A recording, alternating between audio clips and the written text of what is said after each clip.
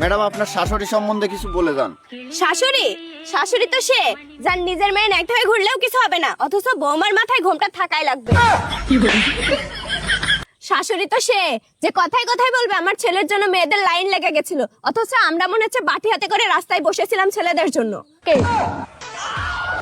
শাশুড়ি তো সে যে কথায় কথায় বলবে আমার ছেলেকে আমি কত কষ্ট করে মানুষ করেছি, অথচ আমার মায়েরা মনে হচ্ছে আমাদেরকে অনলাইন থেকে অর্ডার করেছে। শাশুড়ি? শাশুড়ি তো সে তার জামাই তার মেয়েকে ভালোবাসলে সেটা ভালোবাসা, আর তার ছেলে আমাকে ভালোবাসলে সেটা কালা জাদু।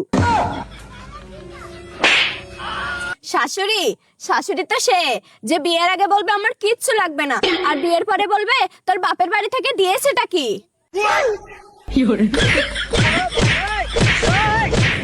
এত কিছুর পরে ওই হ্যাবলাটা আমাকে বলে শাশুড়ি মাকে মা মনে করতে। এই হ্যাবলাটাকে আমি কি করে বোঝাই? দারচিনিতে যেমন চিনি থাকে না, কোলগেটে যেমন গেট থাকে না, আমলেটে যেমন আম থাকে না, শাশুড়ি মাতেও তেমন মা থাকে না।